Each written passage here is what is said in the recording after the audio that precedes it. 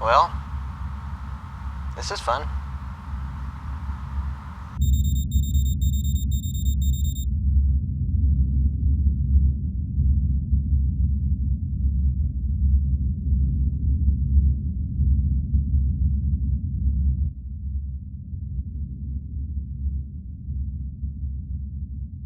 This is the Genesis 7 to Genesis Command. Is anyone awake down there?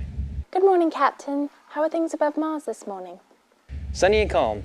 I was just looking at the surface from our imager, and it seems like the dust storm has subsided. Yes, it has. According to images from our orbiters, the surface should be clear for today's mission. Good to hear. I'd like to have a problem-free mission for once. Speaking of which, did you get the copy of the Little G software that I sent last night? We did. Our engineers found 2 errors that were causing the problems. I'll finish patching it and send it your way shortly. Great, we'll be ready for it. Donton is installing a secondary power source in the Little G that could power communications if we have any more trouble, just in case. That's a novel idea. I'm starting to worry about what the mole could do next. I'm sure the Admiral was informed about the errors. Did he have anything to say about it? Not really, but you know how the Admiral is. He wouldn't want to cause a panic and certainly wouldn't accuse anyone before he has proof. Right. Well, all we need to do is trust the Lord and wait for the mole to be exposed. Eventually he'll make a mistake. Am I interrupting anything? No, Lieutenant. Take a seat. So, I installed an extra battery in the Little G so that we won't lose communications even if the electrical systems go out again. Good. The engineers are patching the software. Is it ready, Lieutenant Jennings? It is. I'm sending it to you now. Perfect. Go ahead and update the Little G when that arrives, Lieutenant. Yes, sir. It'll only take a few minutes. So, Lieutenant Jennings, what are the details of our mission today? I have your updated instructions here straight from the Admiral. Once the software is updated on the Little G, Donton is to descend to the surface again.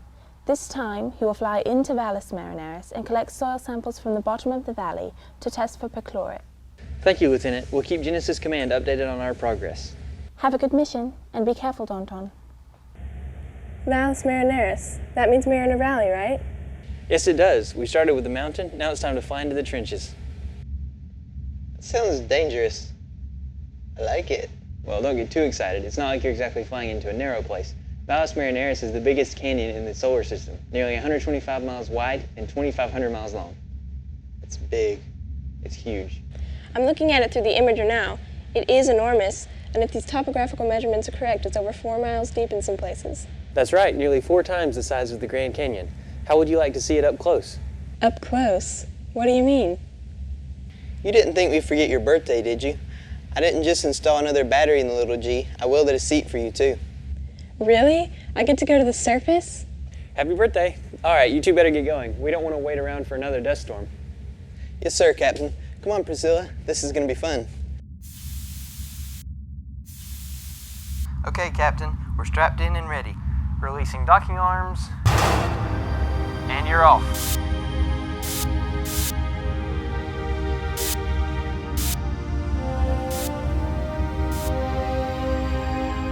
We're on our way down now.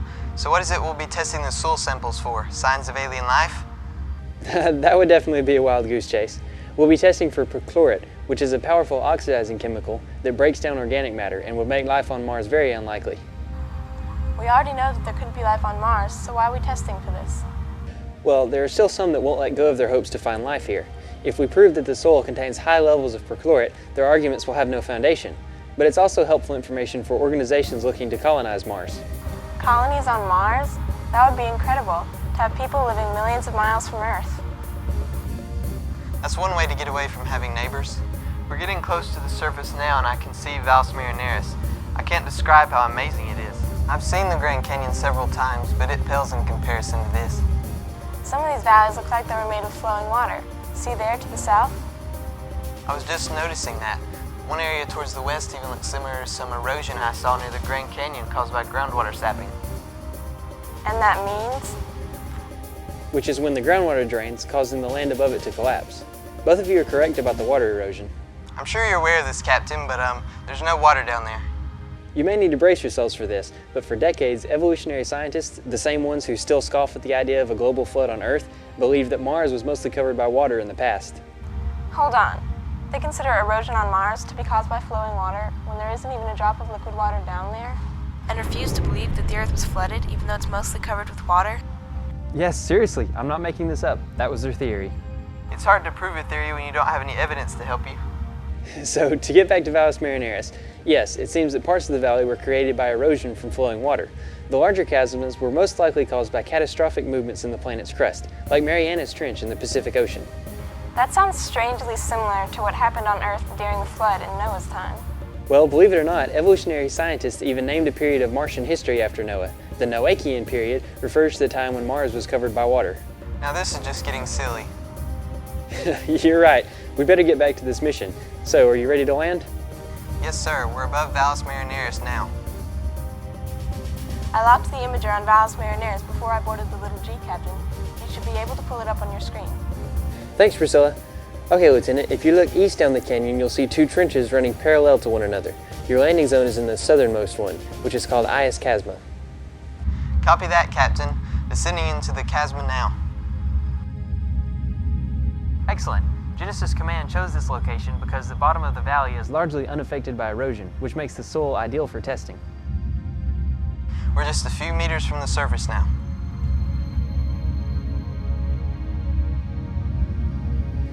Hold it steady. I'm accessing the underside cameras. All right, move forward about 6 meters and you're clear to land.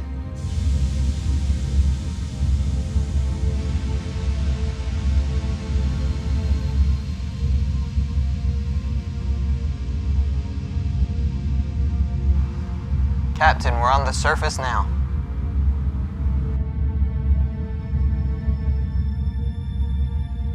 That was an amazing ride. I need to do this more often. Maybe you should, Priscilla. It seems to keep Donton out of trouble. Hey, I can't help it that I have a target on my back. Observe, Priscilla, as our tungsten carbide drill bites into the Martian surface. I'm glad you're proud of your toys. Just don't get it stuck. Yeah, I'll try to avoid that. But it's not likely to happen.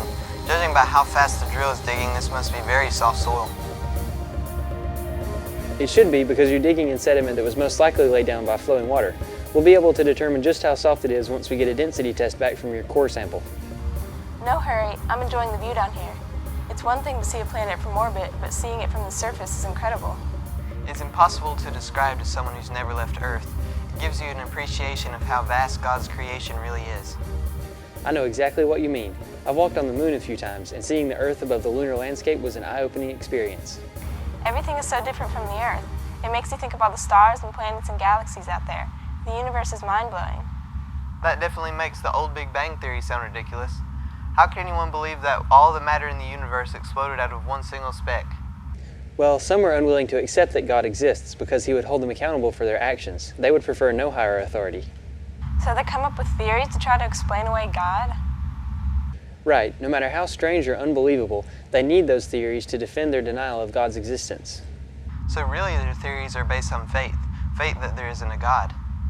And we believe in the creation account in Genesis because of our faith in God. That's right. Evolutionists used to claim that their theories were science, while creationism was religion. You just pointed out why that isn't true. Science isn't about origins, it's about what we can observe and experiment with now, like this soil sample we just finished collecting. Ah, good work. I guess it's time to let Priscilla know about her birthday present.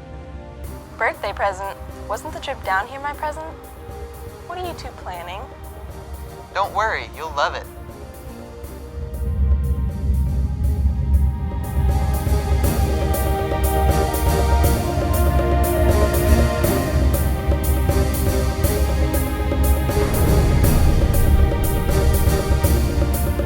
I picked out a good location and keyed it into your navigation system. You can head that way now.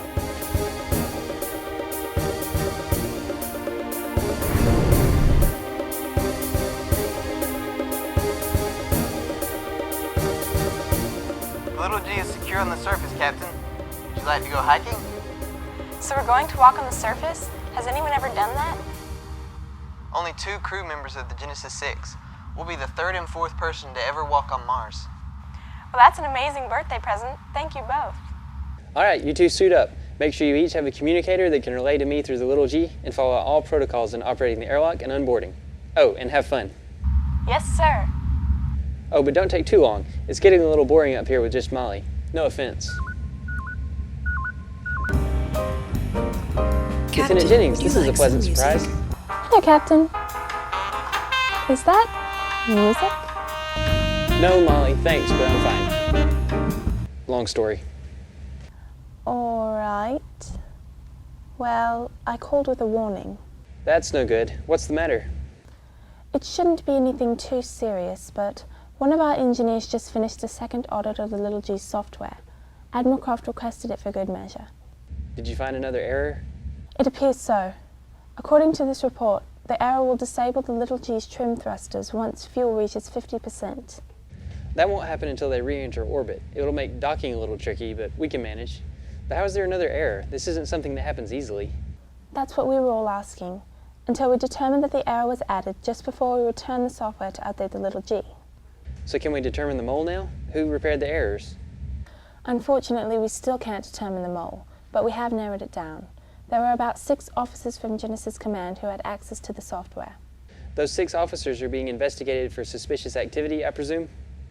Yes, they are. Anyway, I'll let you return to your mission. We'll be watching and praying that all goes well. Thank you, Lieutenant.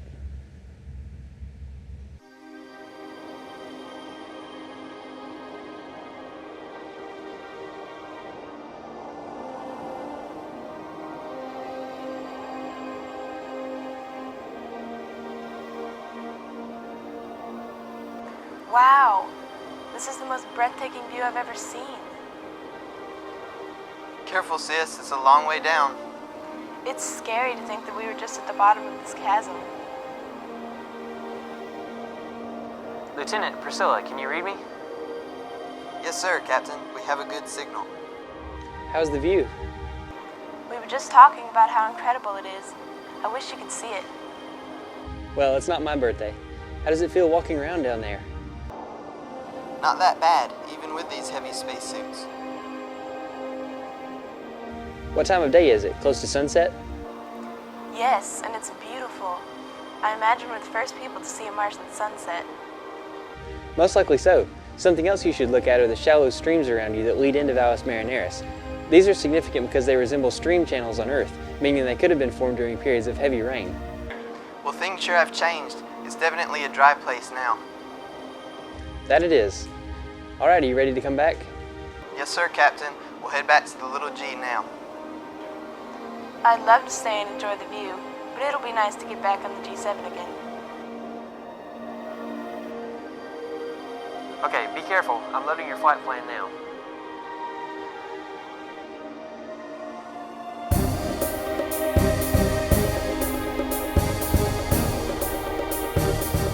I wanted to let you know, Lieutenant, that your trim thrusters will be disabled on your return trip as soon as your fuel drops below 50%.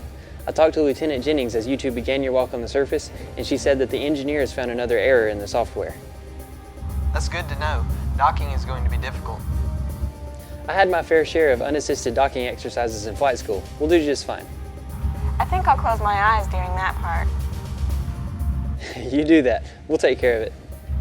Hey, Captain, since the trim thrusters will be disabled by re-entering orbit anyway, could we fly by the Viking lander site? Since you have Priscilla down there for a tour anyway, I don't see why not. Permission granted. Thank you, Captain. When was the Viking lander sent to Mars? In 1976. After more than a century, it's probably not in very good condition. It'll still be interesting to see what's left. We should be able to see it soon, just ahead and to our right. There it is.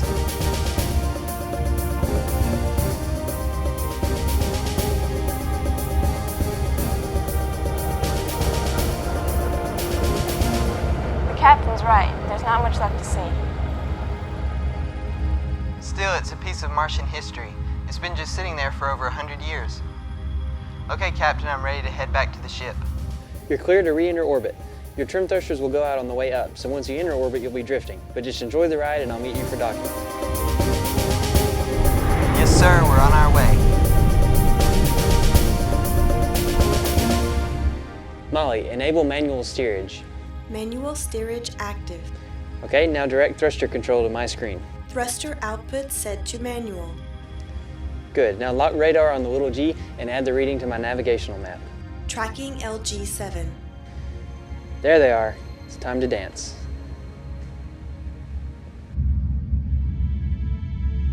Well, this is fun. Lieutenant, have you established orbit? Yes, we have, Captain. Well done. Now, don't fire your thrusters any more than necessary. Just short bursts. You got it, Captain. I'm approaching from 300 meters behind you. Maintain your current course and I'll position the docking arms above you. Here we go. Raise pitch 5 degrees. Rear thrusters at 5%.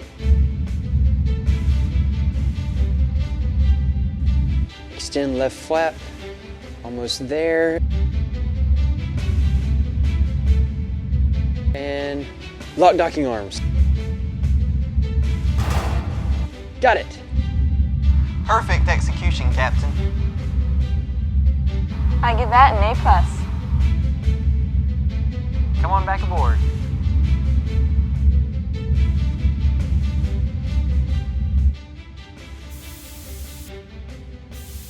Welcome back. It's good to be back. Mars is a great place to visit, but I wouldn't want to live there. Same here. Plus, it seems like something goes wrong every time I leave this ship. Hello, Lieutenant Jennings. Everything went perfectly. Everyone is safe, we collected our samples, and on top of that, Lieutenant Andrews and Priscilla are some of the first people ever to walk on Mars. I'm so glad that it all went so well. I know that today has involved a lot of work from all of you. By the way, Captain, great job on the docking. Thank you, but you can just thank the Lord that He guided us through it so safely. Well, I know there's no time to waste even for weary space travelers, so what do you have for us from the Admiral?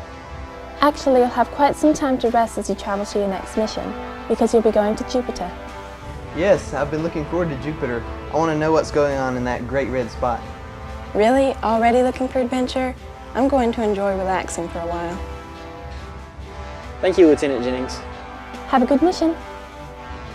All right, we have a long way to go, so let's kick it into gear. Priscilla, locate Jupiter in our navigation system and set the heading. Heading is set, sir. Lieutenant, engage MIEs. MIEs are engaged. Let's go.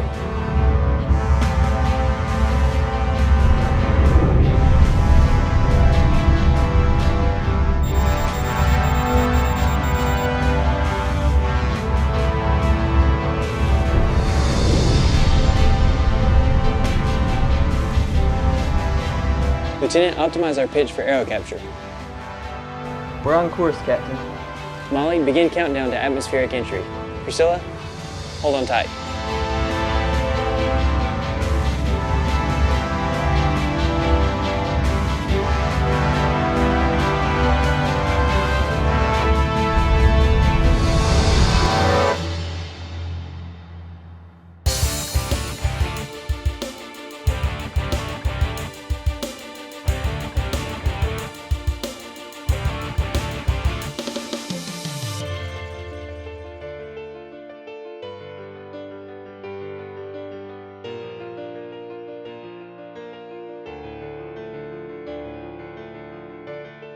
In deserts I